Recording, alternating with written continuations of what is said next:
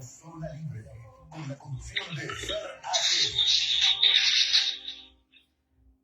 A continuación vamos a estar hablando con un experto en seguridad y un analista político, Jaime Antesana, que se encuentra allá en la República Hermana del Perú y el cual hace un análisis coyuntural de la situación de lo que se está viviendo, de las protestas de la generación Z, y que es muy interesante, y por eso lo hemos convocado y lo tenemos al otro lado de la línea. Jaime, muy buenos días, te saluda Fernando Aguinaga desde el programa Zona Libre a través de la 103.5 FM Radio La Ciudadana desde Buenos Aires, Argentina. Buenos días, Fernando. Gracias por la comunicación. No, más bien gracias a vos por contestar, y cuéntanos un poco cómo estás viendo este proceso de reclamos que está haciendo la juventud en este momento, porque ya son procesos, hablo por el tiempo y las fechas que vienen reclamando en lo que es específicamente allá en Lima. Bueno, a la tercera convocatoria de la protesta de los jóvenes autoproclamados la generación Z del Perú, ¿no? Como no una reproducción mecánica, pero sino como una emulación de lo que ocurrió en Indonesia y Nepal, podemos afirmar de que la emergencia de la generación Z ya se ha convertido en uno de los principales actores sociales de las protestas, no solo contra la ley de reforma del sistema de pensiones, sino en contra, para resumirlo todo, es contra las mafias de la política, ¿no? Ellos ahora están pidiendo la vacancia de Boluarte, están pidiendo el cierre del Congreso, que en realidad sería la autodisolución, ¿no? Están pidiendo que haya políticas más efectivas en contra de la inseguridad, de la criminalidad, ¿no? Están pidiendo la reposición de Delia Espinosa. Entonces han pasado del factor desencadenante que ha sido la ley de reforma del sistema de pensiones, ¿no? Que obligaba a todos los mayores de 18, ¿no?, a aportar, sea a las AFPs o a la ONP, ¿no?, que es un ente del Estado, y que su dinero iba a ser intocado, intangible, hasta que ellos se jubilaran con una pensión irrisoria de 600 soles. Eso desencadenó, ¿no?, que el día 13 de septiembre los jóvenes irrumpan en una poca cantidad, pero bastante dinámica, bastante vital, aparezcan en la plaza pública, en la Plaza San Martín, una autoconvocatoria absolutamente espontánea entre ellos, y provoquen cambios, ¿no? Provoquen cambios, por ejemplo, como la octava entrega, ¿no?, o retiro de los fondos de AFP para quienes lo tienen ahí. Que ya los trabajadores independientes ya no estaban obligados a apostar el 2% como lo establecía la reforma, ¿no? Y creían que con eso, bueno, ese atisbo, ¿no?, de la aparición que tuvo los jóvenes, lo que se autodenominaron ya de generación Z desde el 13 de septiembre pasado, creían que ya no iban a continuar. Bueno, pero continuaron a la semana siguiente, el 2021. Para el 20 ya teníamos un despliegue inicial de la generación Z.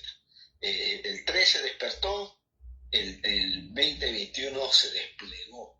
Ahí ya no fueron cientos, sino fueron varios miles de jóvenes, ¿no?, que tuvieron el apoyo todavía epidérmico de transportistas, de otros colectivos, pero eran ellos los principales protagonistas. Ellos eran los nuevos rostros que aparecieron en las plazas, en las calles. Principalmente tenemos como epicentro la Plaza San Martín, ¿no? Y obviamente ahí es donde, cuando esto se crece de una manera exponencial de una semana a otra, uno se da cuenta de que está ante el surgimiento de algo nuevo, ¿no? Y ese día 20 fue clave. ¿Por qué? Porque a pesar de que el gobierno, y a través obviamente del Ministerio del Interior, puso 5.000 policías, ¿no? Estos rompieron el cerco alrededor de las 7 de la noche y quisieron llegar al Congreso, ¿no? Y ahí se produjeron enfrentamientos, se produjeron o sea, una gran represión de la policía con gases y perdigones, sí, perdigones principalmente, pero los manifestantes estuvieron hasta casi la medianoche, como el día de ayer, 27 de septiembre. Entonces eso te demostró de que entre las 7 a las 10 alcanzó su máximo nivel la protesta de los jóvenes, ¿no? Eran básicamente jóvenes, el resto se había retirado ya a las 7, 8, ¿no? Y quedaron ellos, ¿no? El 21 continuó, un poco con leve descenso, pero continuó la protesta, siguieron los jóvenes, siguieron autoconvocándose, están construyendo, ¿no?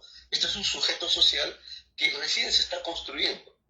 Es un proceso realmente de autoconstrucción de un actor, ¿no? Que no estaba presente hasta hace 2 semanas, ¿no? Ahora, el día de ayer ya yo creo que han logrado, ¿no? Configurarse como ya un actor social, como el principal actor social de las protestas en el país, y ya no van pues solamente por la derogación de la ley de reforma de pensiones, sino ahora van pues no por la vacancia, van van por todo, o sea, prácticamente quieren cambiarlo todo, ¿no? En la misma lógica de las movilizaciones juveniles de Indonesia y Nepal, ¿no? Acabar con el establishment político criminal que tiene el país, ¿no? Este es un establishment que está controlado básicamente por fuerzas del crimen organizado en la política, que han logrado el poder desde el Congreso, ¿no? Y el gobierno simplemente le es funcional a ello, porque este gobierno depende del Congreso, ¿no? Es sostenido por el Congreso. Entonces, eso es lo que hemos visto ayer, que o sea, también se han quedado hasta casi la medianoche, prácticamente casi llegan a derribar las rejas que habían puesto y casi llegan a tomar el Congreso, ¿no? Es decir, que la vitalidad, el crecimiento, el dinamismo, la radicalidad democrática, que es un término que creo que cabe en este caso, es muy importante, ¿no? Y en definitiva, ya forma parte de la protesta. Ahora, todavía obviamente es un movimiento que está emergiendo, ¿no? Todavía no ha cuajado, todavía no tiene un liderazgo, ya tiene propuestas muy claras o demandas muy claras, pero todavía falta una expansión nacional mayor, aunque este fin de semana ha tenido una mayor repercusión, ¿no? Porque este fenómeno de la generación Z es algo que va creciendo como reguero de pólvora, o sea, porque los jóvenes se jalan entre sí, ¿no? Y han surgido muchos colectivos juveniles, ¿no? Y todo bajo el símbolo pues, de One Piece, ¿no? O sea, One Piece, perdón, que es el que simbolizó a toda la resistencia de los jóvenes en estos países de la parte asiática, ¿no? Jaime, entonces, eso es lo que tenemos. Hablabas hace un momento sobre el tema de la criminalidad en aumento y un Estado, por lo que diste a entender, un Estado ineficiente. ¿Esta criminalidad está en ascenso en la República del Perú o ha descendido? Mira, al 2022, en promedio, los homicidios eran 2 por día. Hoy estamos en 6,5 por día. Entonces, obviamente que en 3 años ha tenido un crecimiento exponencial, ¿no? No lo vamos a comparar con otros países porque pareciera entonces que no tuviéramos problemas de seguridad. No, la inseguridad es hoy el principal problema del país y es imparable. Ayer, mientras las protestas estaban en el centro de Lima, había homicidios por todos lados, ¿no? Entonces los homicidios sicarial ha sido, pues, es hoy el principal factor. Ahora, el homicidio evidentemente es más de impronta de la extorsión y secundado después por el de la minería ilegal, la del narcotráfico, y luego ya viene la corrupción, la trata de personas, ¿no? Y otros delitos, ¿no? Pero en definitiva, el país está viviendo una ola que no para, que es imparable y que ha crecido, que se ha incrementado y sigue incrementándose. Entonces, la paradoja es lo siguiente, es que mientras eso sigue imparable, sacan 5.000 policías para contener la protesta, cuando estos policías no están combatiendo el crimen, o la criminalidad, ¿no? O la extorsión, ¿no? El sicariato derivado de la extorsión, no lo combaten, ¿no? Y cuando me dices que es algo así como que le ha desbordado al gobierno, no es así. El desborde de la criminalidad asociada a la extorsión y al sicariato ha sido facilitado, ha sido permitido y es administrado desde el gobierno, específicamente desde el Ministerio del Interior y la Policía Nacional. Lo que Jaime, ilustra la captura del monstruo, del del monstruo, jefe de los injertos del norte, es precisamente de que este jefe ha tenido la protección hasta el último momento de su captura. De su captura, exactamente. Jaime, a ese punto yo quería llegar. Anteriormente a la entrevista que te estoy realizando, hablaba con el general Wilson Barrantes, el cual habla de que la Policía Nacional en este momento los altos mandos, se encuentra enquistado un gran poder de corrupción de las grandes, digamos, de los grandes generales. ¿Vos coincides con ese pensamiento de este general? Yo creo que efectivamente, pero creo que hay que redondear esa idea, ¿no? Yo sé que la élite del vértice de la policía, desde generales, coroneles, comandantes, en definitiva están casi en su absoluta mayoría, ¿no? Dejo pocas excepciones, ¿no? Están obviamente del lado del crimen, ¿no? En cualquiera de sus formas, sea la extorsión, recibiendo las bolsas de dinero de las bandas, sea de la minería ilegal, ¿no? Dando protección a mineros ilegales, ¿no? Recibiendo bolsas de dinero. Ese es uno de los cargos que tiene en proceso de investigación fiscal el actual comandante comandante general de la PNP, ¿no? Sanabria, quien a pesar de una suspensión judicial sigue ejerciendo el cargo. O sea, esto ya no es un estado normal. Entonces, el redondeo es la siguiente, que yo creo que hoy la PNP ya es parte del crimen organizado. Es decir, nuestra Policía Nacional, casi institucionalmente, al ser copado por personajes vinculados a estos delitos, narcotráfico, minería ilegal, extorsión, ¿no? Etcétera, se ha reconvertido en parte del crimen organizado. Por eso de que le dan protección hasta el último día, o sea, la información Jaime, que ha salido de... Y te pregunto, ¿y qué le queda entonces al ciudadano común, como vos, como cualquier otra persona que es un trabajador normal y corriente frente a una institución tutelar que está corrupta? ¿Qué le queda?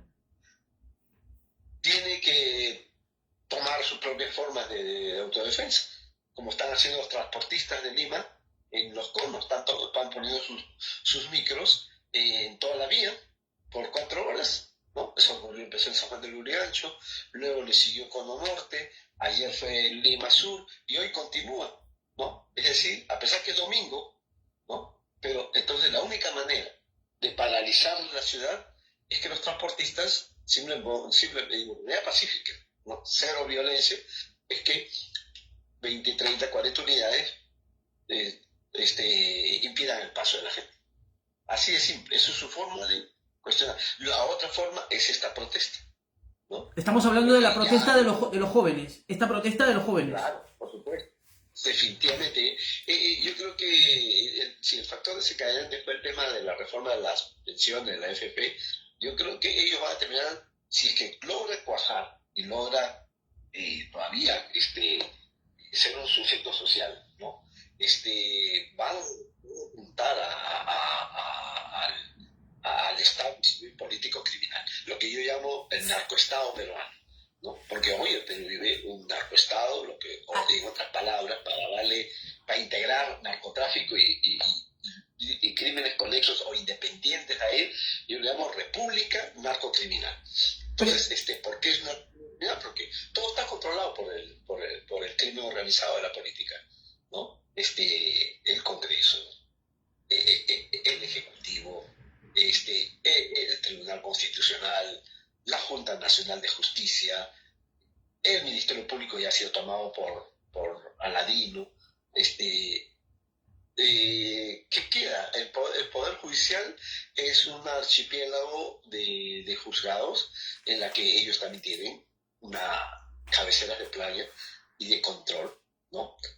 De ahí que han dado prisión preventiva a un chico desde que procesó el 20, le han dado 3 meses de prisión preventiva. O sea, no, por ninguna razón tiene sentido eso es una decisión política, ¿no? Como a un muchacho que protesta en la calle, le van a dar prisión preventiva de 3 meses. Es alucinante. Eso corresponde,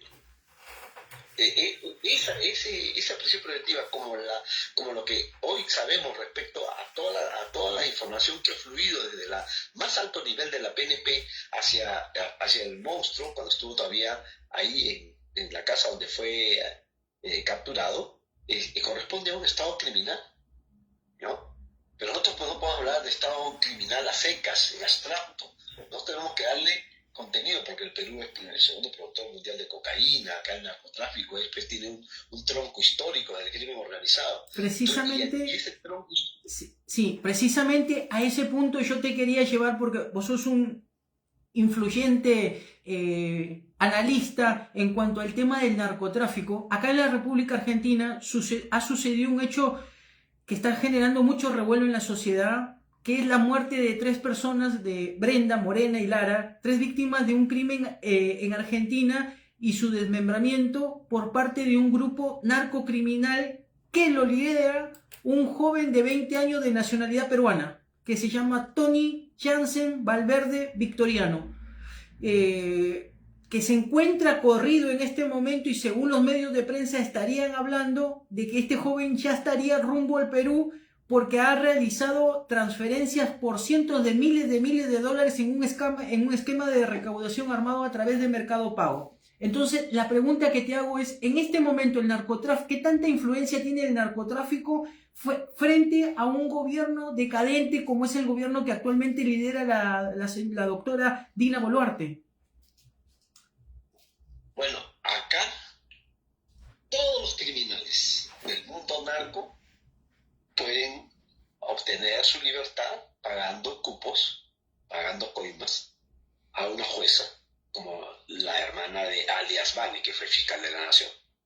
Acá, en el Perú, todos los criminales desde Vaticano pueden escapar del Perú y no tener justicia acá, ¿no? Siguiendo por Orellana, Oropesa, ¿no? Caracol, todos.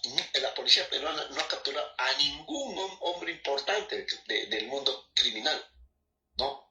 ¿Por qué? Porque ya lo que estamos viendo hoy es el colofón, el corolario de ese desarrollo, desde hace décadas, desde los 90. La policía siempre fue funcional a los criminales, y por eso que escapan de acá.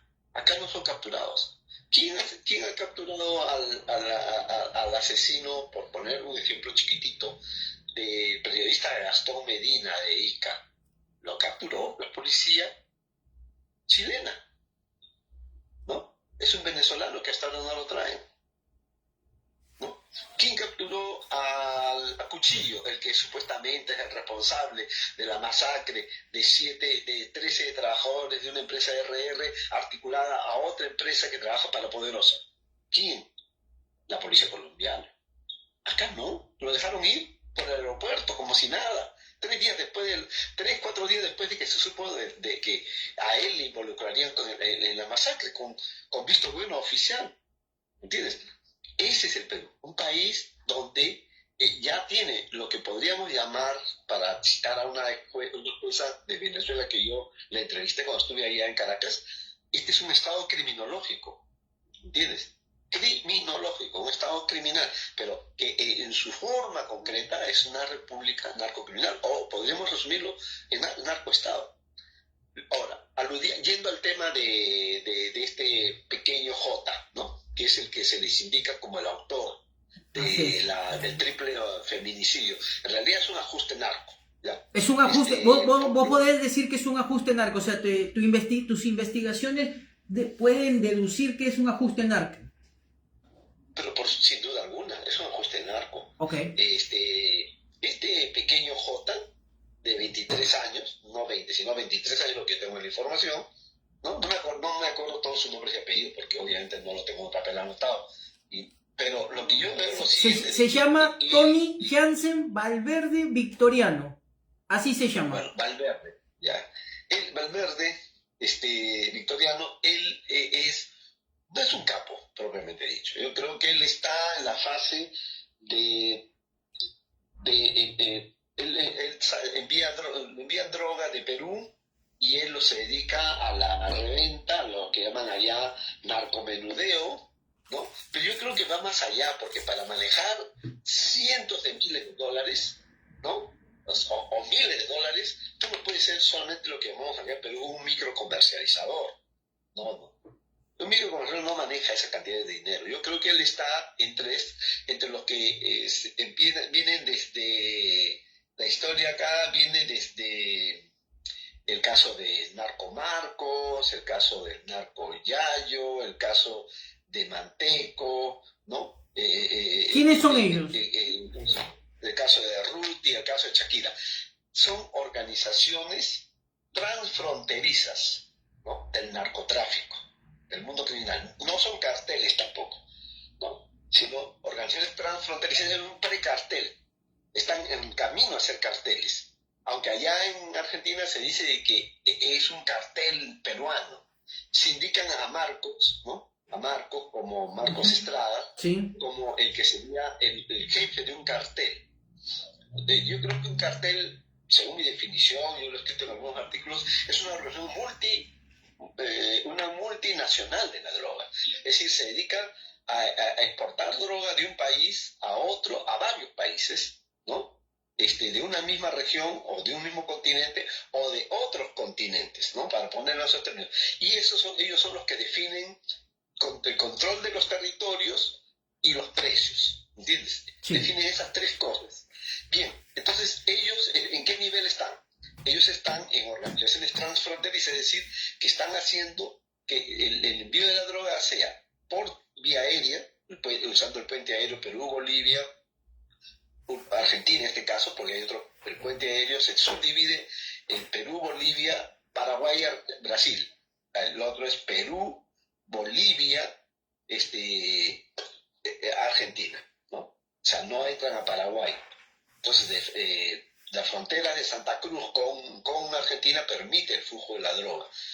Esa es la ruta que usan, pero también usan la ruta de carretera o camiones, ¿no? Todas estas firmas, desde la más antigua, la más antigua llegaron a mediados de los 90 a la Argentina, ¿no? Eran gente que estuvo en el senderismo y que después se convirtió en narcotráfico. No es que sigue siendo senderista.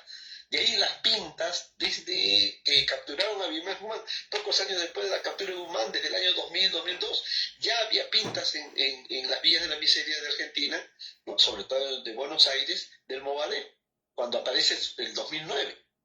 Si el 2010 ya aparece pinta. Entonces, esa es la gente que estaba con un pie en el senderismo post derrota de Guzmán, y el narcotráfico, que finalmente terminaron en el narcotráfico, ¿no? Y ahora ya son organizaciones. ¿Por qué? Porque es fácil lo que estamos viendo. Mira, he visto que a uno de ellos a Yayo se le capturó el año 2022 485 kilos de cocaína pura.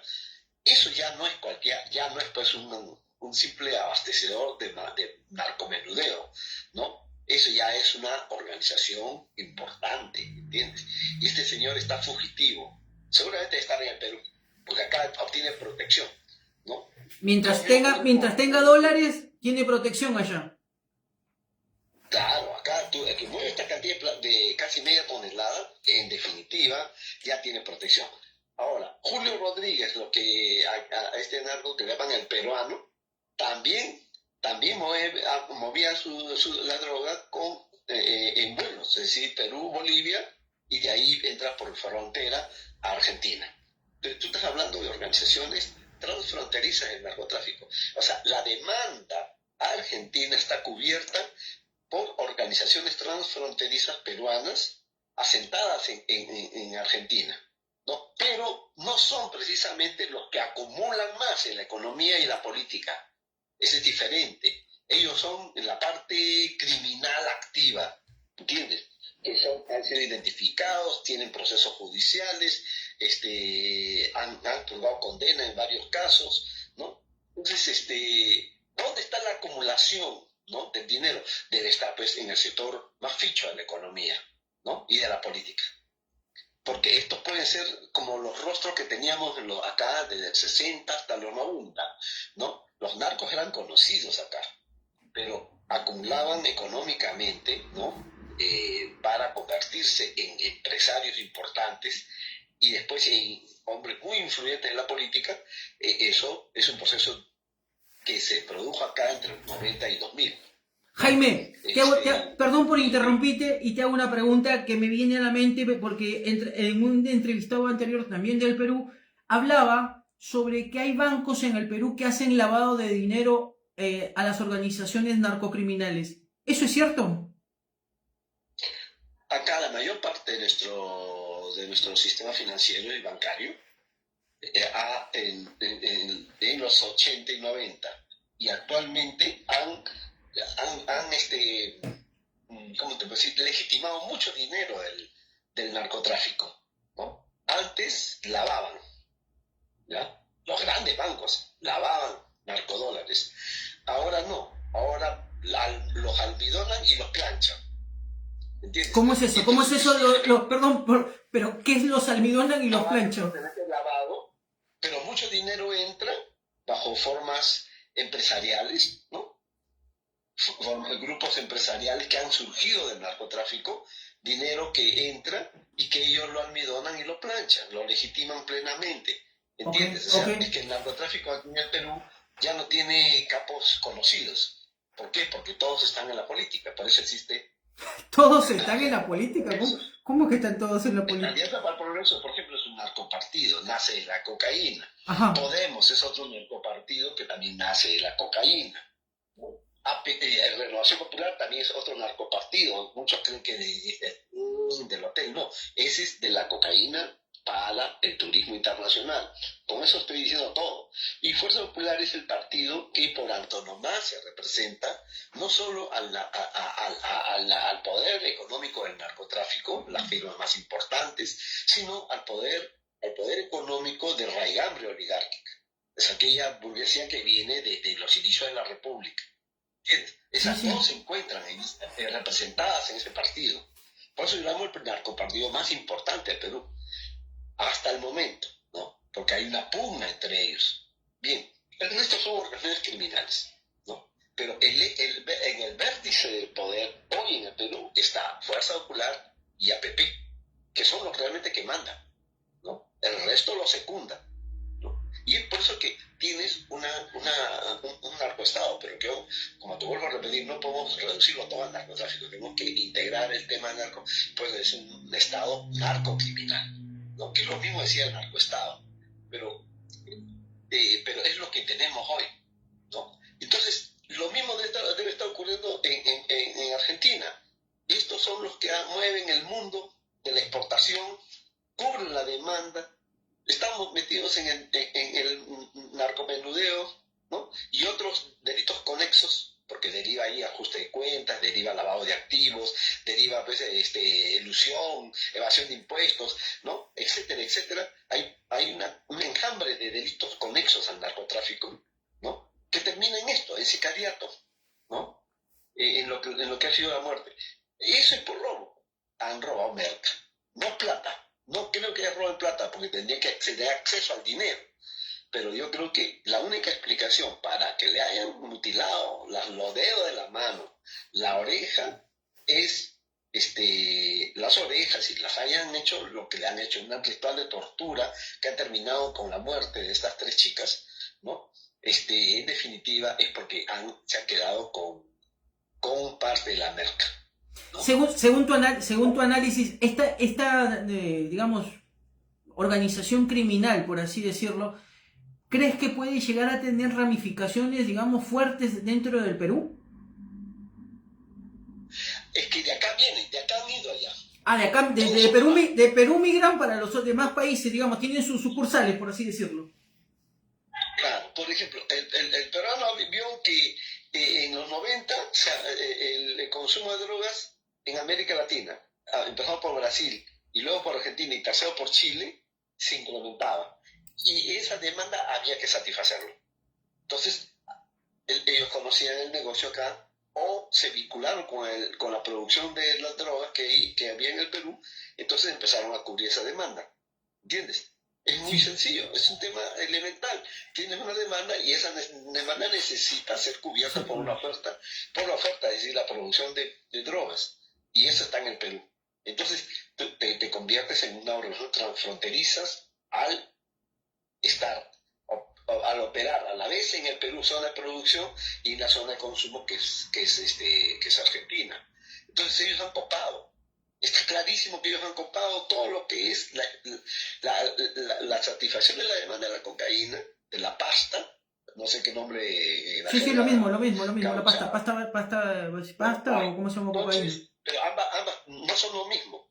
Son 2 fases diferentes, ciertamente, pero es que la pasta es para los sectores acá le llaman el Paco, sin querer hacer alusión del tema de drogas, pero acá le llaman el Paco. Ya, Paco, por ejemplo, cada zona tiene un nombre, ¿no? En México entonces, creo que le llaman perico, ¿no? En México le llaman perico, si no me equivoco. Claro. O sea, cada país le pone su propia jerga a la droga. Entonces, ellos son los que, en definitiva, yo creo que ya no son cualquier organización, ¿no? Pero tampoco puedes decir que Javier Marcos lidera un cartel.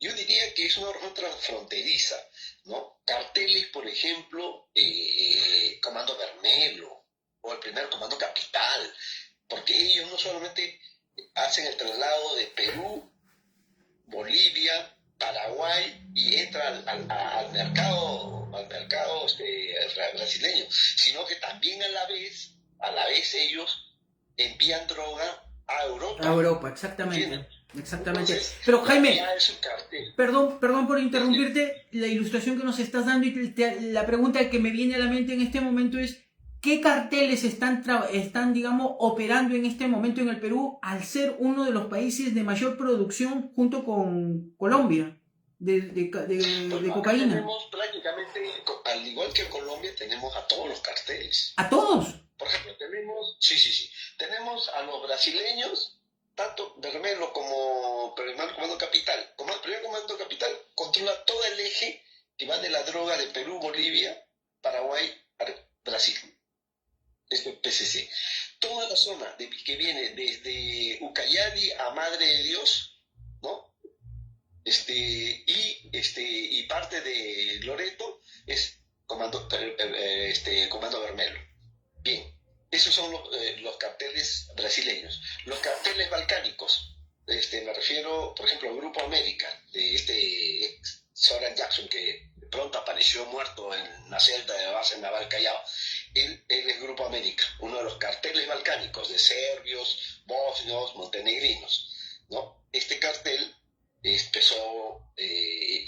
vino a mirar el mercadito peruano en los 90 y se metió alrededor del 2009-2010 con Soran Jackson a la cabeza, tanto a Perú y luego a Colombia. Entonces ese cartel abastece Europa, ¿no? Abastece toda la parte europea, ¿no? Y tú tienes también al cartel Tito, ¿no? Que toma el nombre de Broz Tito, que era un ex líder socialista de la ex Yugoslavia, ¿no? Y que finalmente ha dado origen a la a lo que se llama la balcanización, es decir, la disgregación en diversos estados de esa de la gran Yugoslavia de aquel entonces. Entonces tú tienes los carteles italianos, tienes acá operando, hemos tenido a la 'Ndrangheta, ¿no? Y también hemos tenido a la Camorra. ¿A la Camorra también está metida en Perú? Claro, claro, pero tiene formas diferentes, cada uno con su énfasis. Ellos, por ejemplo, vienen, toman contacto con firmas, ¿no?, locales, regionales y nacionales, y ya ellos le envían la droga por mar, ¿entiendes? Pero sí estuvieron operando acá la 'Ndrangheta, ¿no? Y yo he escrito sobre la 'Ndrangheta en el Perú, que es hoy quizá la más importante, el cártel más importante de los italianos. Tenemos acá también de la zona balcánica la mafia albanesa, como lo tiene Ecuador. La mafia albanesa. También Colombia. Tenemos a un cartel húngaro, tenemos a cartel turco, ¿no? Tenemos, si tuviéramos que seguir... Pero tiene toda la raza, la tienen ahí metida. Acá tenemos al cartel, a los mexicanos en primer piso, ¿no? Porque acá, en el primer lustro nomás del siglo XX, del siglo XXI, entre 2000 a 2005, teníamos a Sinaloa y teníamos a Tijuana. Tijuana desaparece en ese primer lustro y su espacio fue cubierto por Sinaloa y luego Jalisco Nueva Generación. Estamos hablando de ¿cómo se llama? Sinaloa con el Chapo Guzmán y del otro de Zambayo, ¿no? Del cártel Nueva Generación, Jalisco Nueva Generación. Su división. Incluye su división. Ok. Incluye su división, todo, pero cuando operan en Perú no operan de manera dividida. Ellos operan y se pelean y se han peleado y han formado facciones, pero manteniendo el cartel, ¿no? Incluso, o sea que digamos la plaza mexicana es la plaza mexicana, pero digamos no subdividida en el Perú, sino como una sola plaza, la mexicana. Claro. Acá vienen como uno solo, con sus narcos submarinos. Ellos son los que han traído los narcos submarinos por acá. Narcos submarinos también hay. No. Claro, en Talara hubo un narco submarino hace 2 años, o sea, no, acá.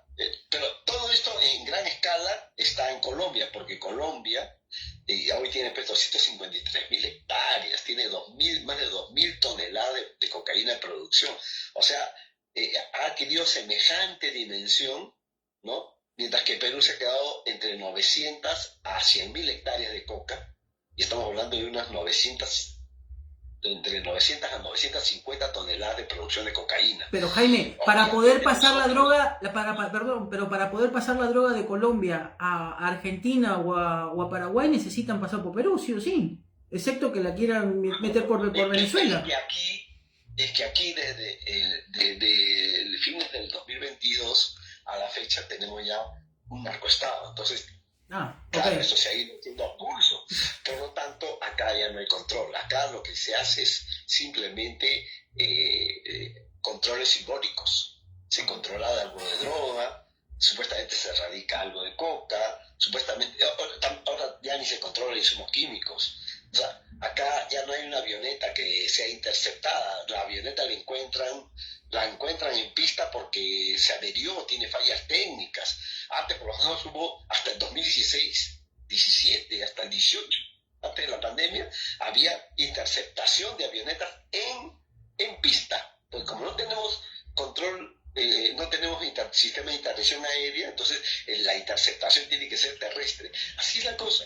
El sistema de interceptación aérea se cayó cuando cayeron esos misioneros bautistas en una intervención, ¿no? Si no me equivoco, sí, ahí se cayó. Pero ese ya fue el siglo pasado, por 2001, prácticamente corresponde al siglo pasado. Estamos hablando de la nueva etapa del puente aéreo Perú-Bolivia, Paraguay-Brasil, y luego Perú-Bolivia y ya por terrestre entra Argentina, ¿no? Jaime, y vos que sos un analista y un consultor en este tema de narcotráfico, ¿el cártel de los soles existe en el Perú? ¿O es más mitología? No, el cartel de los soles es un cartel que no debería llamarse así, ¿ya? Es una red de militares que facilita, como nosotros tenemos muchos militares desde el 2008, en el BRAE, la principal zona de producción de coca y cocaína del Perú. Pero no lo llamamos cartel, ¿no? Lo que podemos llamar es un narcomilitarismo, ¿no? Que permite, facilita, pero también quita merca a los narcos para ellos revenderlos, ¿no? Entonces hay muchos malos elementos de las Fuerzas Armadas que se han metido al negocio. En 15 a 16 años, que ya va de control de Fuerzas Armadas, en el principal enclave, ya podemos decir, del narcotráfico en el Perú, que es el BRAE, las Fuerzas Armadas tienen que estar metidas en todo, ¿no? Hace operaciones para quitar la merca, hace interceptaciones en la ruta de herradura para quitar la merca a los narcos y ellos venderlo, ¿entiendes? Muchos militares lo hacen para vender de ellos mismos, porque no pueden ellos hacer todo el negocio. Entonces todo esto está controlado. Acá por eso no hay nada, ¿entiendes? Combate, sí, algunas incautaciones, tienen que hacerlo, porque no pueden dejar de hacerlo, pero eso no quiere decir de que sacarle un pelito de la cola del lobo, estás matando al lobo, o por lo menos lo estás domesticando, de ninguna manera. Un pelito a la cola del lobo es para que crezca 10 pelos más, ¿entiendes? Sí. Entonces, eso es lo que se viene haciendo, ya es rochoso ya. ¿No? No cae una sola tonelada en el puerto de Callao, no cae una sola tonelada en el puerto de Piura, la de Paita, no cae una sola tonelada en el puerto de Chimbote. Entonces quiere decir que es una coladera. Entonces es porque está permitido, ¿no? No hay una sola avioneta interceptada en aire. Ni una, ni en pista. Todas las que han caído y las han mostrado al público, las han encontrado con fallas técnicas, porque los narcos lo han abandonado. Debieron quemarla para que no lo muestren con helicóptero trasladándolo como un gran trofeo. O sea, hacen digamos, show. Puro show, ¿entiendes? show. Puro show. Pero Jaime, Entonces, la pregunta estelar... Logrado, Sí. ¿no? La pregunta estelar de toda la entrevista sería, ¿vos consideras que el Perú hoy es un narcoestado?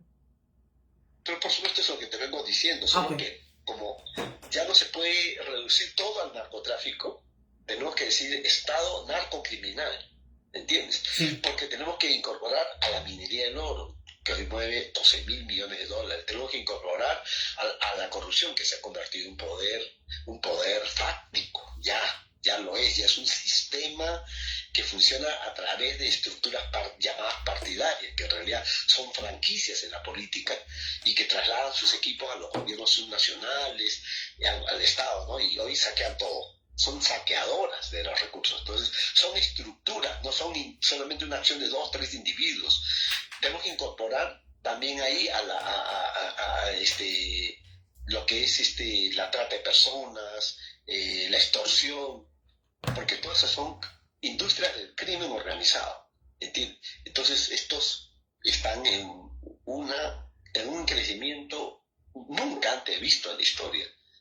Las 4 industrias más importantes o economías criminales que están en auge es narcotráfico, corrupción, oro, extorsión, trata de personas, son 5. Entonces tú tienes por eso lo que tienes hoy. Es lo que tienes hoy, el Estado y el control del poder político, es producto de ese enorme desarrollo que arranca hace décadas. Eso no lo podemos encontrar sus raíces hace 1 año, 2, 3 años, no. Eso es un proceso muy largo de fermentación, de copamiento, ¿no? Hasta llegar a la ebullición que están hoy en el poder, ¿no? Pero menos mal que es un poder, ¿no? Autárquico, es decir, independiente, que se ha independizado de la legitimidad, o sea, carece de absoluta legitimidad social, ¿no? Entonces, de ahí su debilidad, ¿no? Jaime, te agradezco mucho el haberme permitido poderte sacar al aire y te propongo a ver si el próximo domingo, un poco más temprano, te saco al aire nuevamente, pero para hablar ya específicamente sobre lo que es el desarrollo de la criminalidad y el sicariato en el Perú, y si también se está, digamos, transponiendo las fronteras, ese sistema de sicariato que aqueja en el Perú a los sectores, digamos, trabajadores, ¿no? Claro, de acuerdo. Yo creo que me va a marcar toda la región, en Chile, Ecuador, Colombia, Argentina, perdón, Brasil. Argentina no puede ser la excepción. Imposible.